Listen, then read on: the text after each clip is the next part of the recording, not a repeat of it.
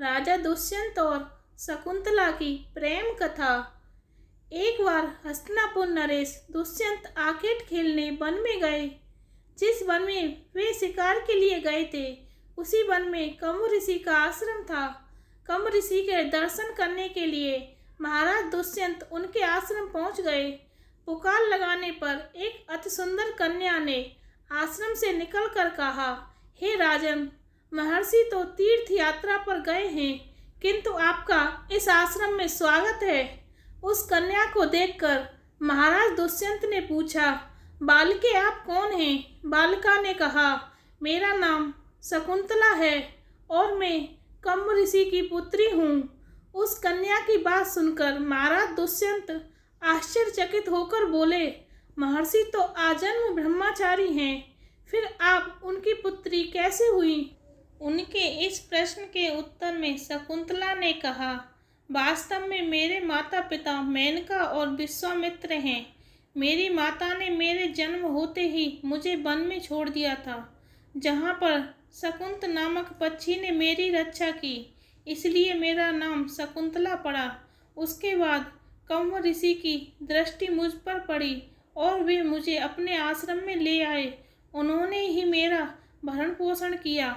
जन्म देने वाला, पोषण करने वाला तथा अन्न देने वाला, ये तीनों ही पिता कहे जाते हैं।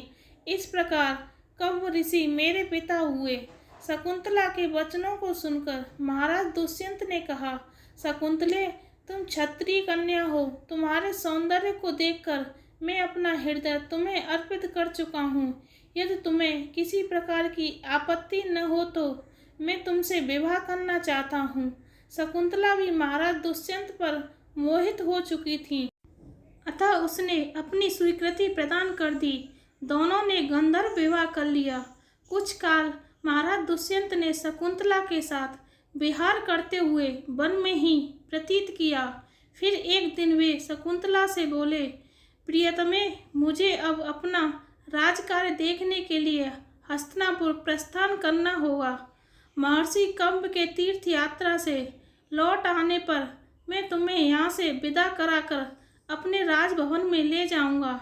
इतना कहकर महाराज ने शकुंतला को अपने प्रेम के प्रतीक के रूप में अपनी स्वर्ण मुद्रिका दी और हस्तिनापुर चले गए।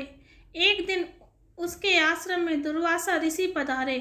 महाराज दुष्यंत के विरह में लीन होने के कारण शकुंतला को उनके आगमन का ज्ञान भी नहीं हुआ और उसने दुर्वासा ऋषि का अच्छी तरह से स्वागत नहीं किया।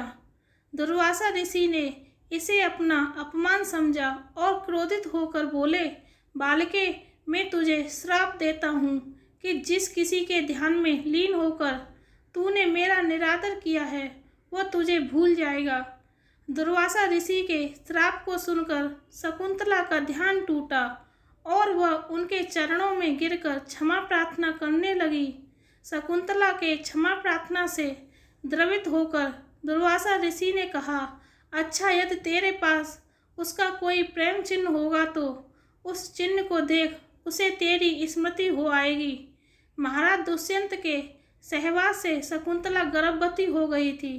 कुछ काल पश्चात कम्भ ऋषि तीर्थ यात्रा से लौटे, तब शकुंतला ने उन्हें महाराज दुष्यंत के साथ अपने गंधर्व विवाह के विषय में बताया।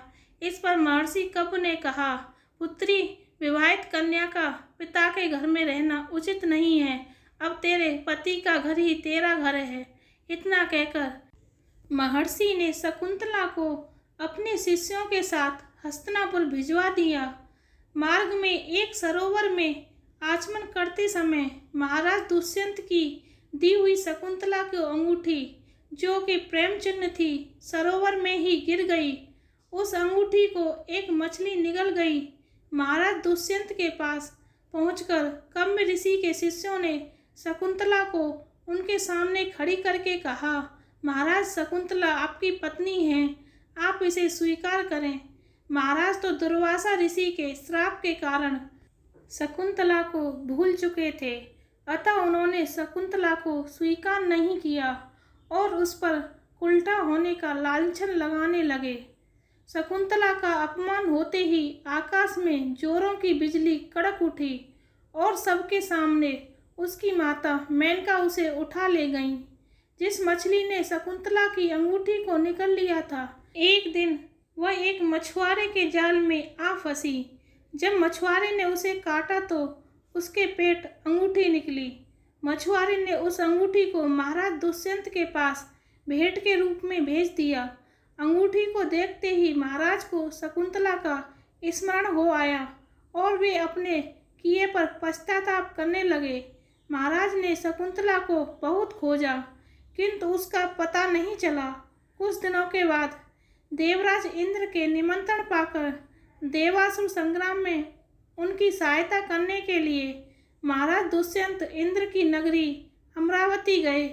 संग्राम में विजय प्राप्त करने के पश्चात जब वे आकाश मार्ग से हस्तिनापुर लौट रहे थे तो मार्ग में उन्हें कश्यप ऋषि का आश्रम दृष्टिगत हुआ।